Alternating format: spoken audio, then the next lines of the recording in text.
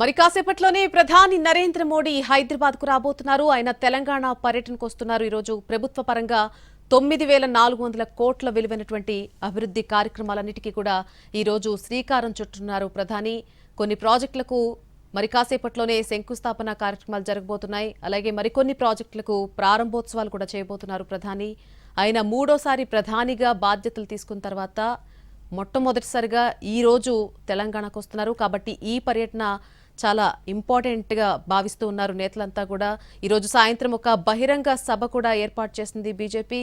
అలాగే చాలా అభివృద్ధి పనులకు శంకుస్థాపనలు ప్రారంభోత్సవ కార్యక్రమాలు కూడా జరుగుతున్నాయి. మరి కాసేపట్లోనే హెచ్ఐసిసిలో జరిగేటువంటి అభివృద్ధి పనుల్లో సీఎం రేవంత్ రెడ్డి కూడా పాల్గొనబోతున్నారు.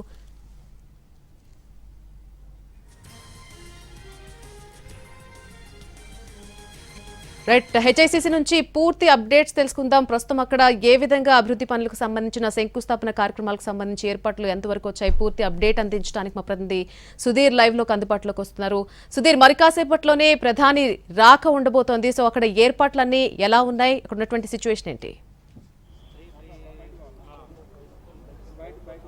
మరి కాసేపట్లో భారత ప్రధాని నరేంద్ర మోడీ హెచ్ఐసిసికి చేరుకోబోతున్నారు. మొదటగా బేగంపేట ఎయిర్పోర్ట్ చేరుకుంటారు. ఆ తర్వాత అక్కడి నుంచి నేరుగా హెలికాప్టర్లో హెచ్ఐసిసి గ్రౌండ్కి చేరుకుంటారు. హెచ్ఐసిసి గ్రౌండ్లో హెలికాప్టర్ దిగిన తర్వాత ప్రత్యేక కాన్వాయ్ ద్వారా హెచ్ఐసిసిలోని ఇక్కడ మనకు కనిపిస్తున్న ఏదైతే హాల్ ఉందో ఈ హాల్కు చేరుకోబోతున్నారు. ఇందులో దాదాపుగా 9,400 కోట్ల విలువైన అభివృద్ధి సంక్షేమ కార్యక్రమాలను ప్రారంభించనున్నారు. ఇందుకు సంబంధించి కేంద్ర ప్రభుత్వం, రాష్ట్ర ప్రభుత్వం భాగస్వామ్యంతో ఈ కార్యక్రమాన్ని నిర్వహిస్తున్నారు. ఈ కార్యక్రమానికి రాష్ట్ర ముఖ్యమంత్రి రేవంత్ రెడ్డితో పాటుగా ఆర్ఎండ్బి శాఖ మంత్రి కోమటిరెడ్డి వెంకటరెడ్డి కూడా రాబోతున్నారు. ఇప్పటికే కోమటిరెడ్డి వెంకటరెడ్డి, అదేవిధంగా కేంద్ర సహాయ శాఖ మంత్రి బండి సంజయ్ కూడా హెచ్ఐసిసికి చేరుకున్నారు. మరి కాసేపట్లోనే ఇందుకు ఇక్కడికి పెద్ద ఎత్తున కేంద్ర మంత్రులు, అదేవిధంగా ఇతర కేంద్ర అధికారులందరూ కూడా చేరుకోబోతున్నట్టుగా తెలుస్తోంది.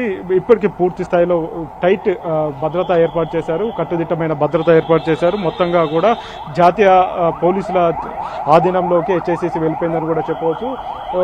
అందుకు సంబంధించి ట్రయల్ రన్స్ కూడా నిర్వహిస్తున్నారు. ఇక్కడ ప్రధానమంత్రి కాన్వాయ్కి సంబంధించి ట్రయల్ రన్స్ కూడా నిర్వహిస్తున్నారు.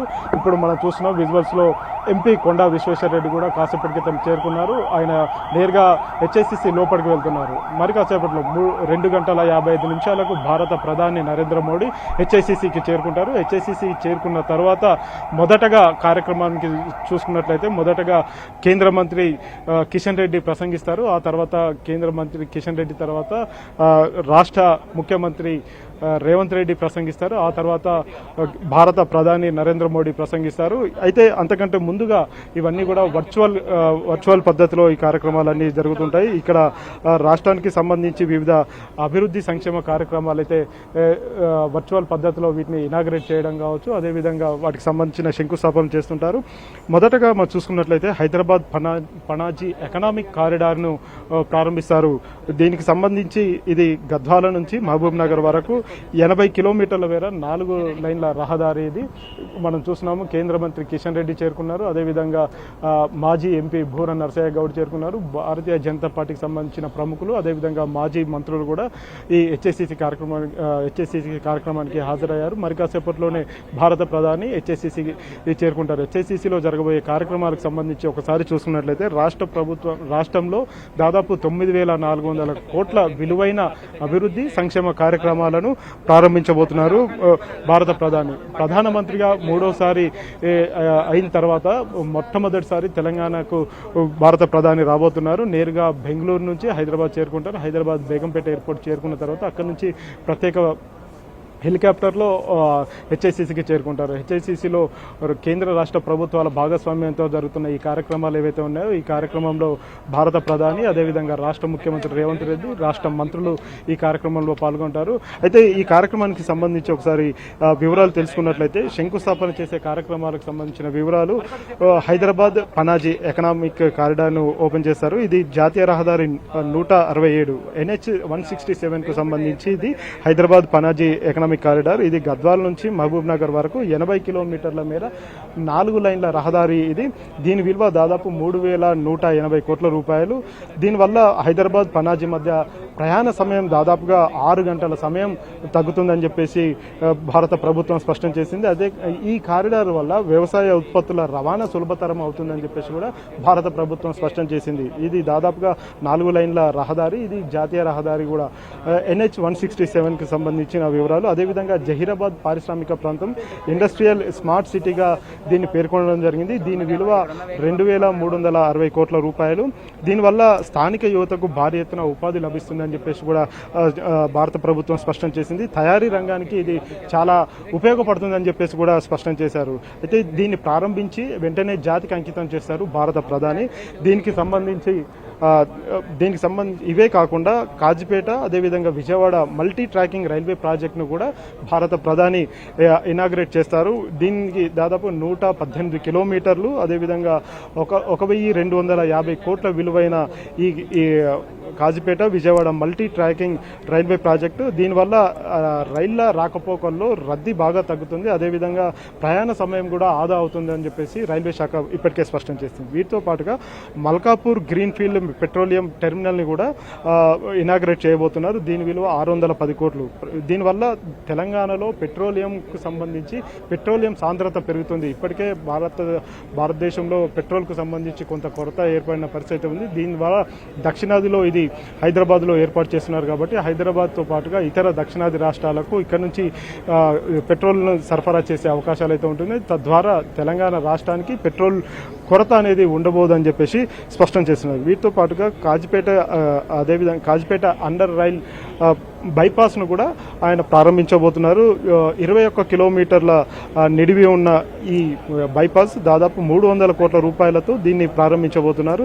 దీనివల్ల జంక్షన్ల వద్ద రైళ్ల నిలిపివేత అనేది ఆగిపోతుంది. చాలా వరకు ఇప్పటికే మనం చూస్తున్నాం, హైదరాబాద్ తర్వాత కాజిపేటలో అత్యంత ఎక్కువ రద్దీ అయితే ఉంటుంది, రైళ్ల రద్దీ. తద్వారా రైల్వే ప్లాట్ఫామ్ మీదకి కూడా రైలు రావడానికి చాలా సమయం పడుతుంది. అవుట్డోర్లో ఎక్కువ వెయిట్ చేయడం వల్ల ప్రయాణికులు తీవ్ర ఇబ్బందులు అయితే ఎదుర్కొంటున్నారు.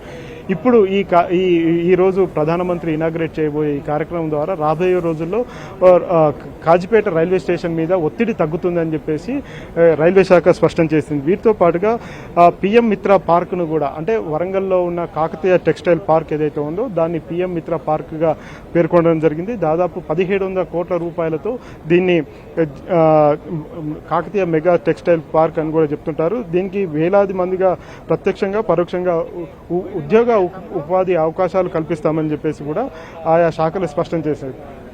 ఈ నేపథ్యంలోనే భారత ప్రభుత్వం స్పష్టం చేసింది, చాలా వరకు ఇనాగ్రేషన్ కార్యక్రమాలకు సంబంధించి భారత ప్రధాని నరేంద్ర మోడీ మరి కాసేపట్లోనే హెచ్ఐసిసికి చేరుకుంటారు. హెచ్ఐసిసిలో జరుగుతున్న ఈ ఇనాగ్రల్ సెషన్ ఏదైతే ఉందో ఈ ఇనాగ్రల్ సెషన్కు సంబంధించి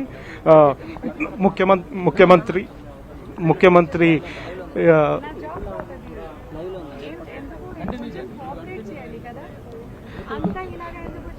ముఖ్యమంత్రి రేవంత్ రెడ్డితో పాటుగా ఇతర రాష్ట్ర మంత్రులు కూడా ఈ కార్యక్రమంలో పాల్గొంటారు. ఈ కార్యక్రమానికి సంబంధించి ఇప్పటికే అన్ని రకాల ఏర్పాట్లు చేసినట్టుగా కూడా ఇప్పటికే ప్రభుత్వ ఉన్నతాధికారులు స్పష్టం చేశారు. అయితే ఇక్కడ కొంత భద్రతా కారణాల దృష్ట్యా ఇక్కడ ఎవరిని కూడా ఉంచొద్దని చెప్పేసి పోలీసులు స్పష్టం చేశారు. ఈ నేపథ్యంలోనే మనం చూస్తున్నాము, ఇందుకు సంబంధించి పోలీసులు ఇక్కడ నుంచి మీడియాను వేరే ప్రాంతానికి తరలి వెళ్ళాలని చెప్పేసి సూచిస్తున్నారు. ఈ నేపథ్యంలోనే హెచ్ఐసిసి దగ్గర పూర్తి స్థాయిలో బందోబస్తు ఏర్పాటు చేస్తున్నారు. ఇదంతా కూడా ఎన్ఎస్జీ కమాండోల ఆధీనంలోకి వెళ్ళినట్టుగా కూడా చెప్తున్నారు.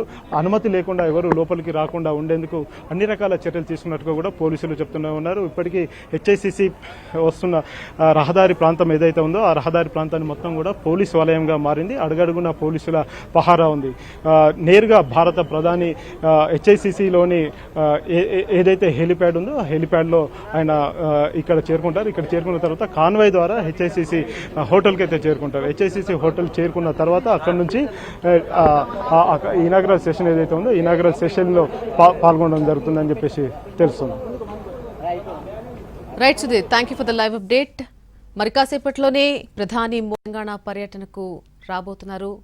మరి కొన్ని నిమిషాల్లోనే ఆయన బేగంపేట ఎయిర్పోర్ట్లో ల్యాండ్ కాబోతున్నారు. ఆయనకు అక్కడ ఘన స్వాగతం పలకడానికి డిప్యూటీ సీఎం భట్టి విక్రమార్క అక్కడికి చేరుకున్నారు. ఆయనకు అక్కడ భట్టి విక్రమార్క స్వాగతం పలకబోతున్నారు.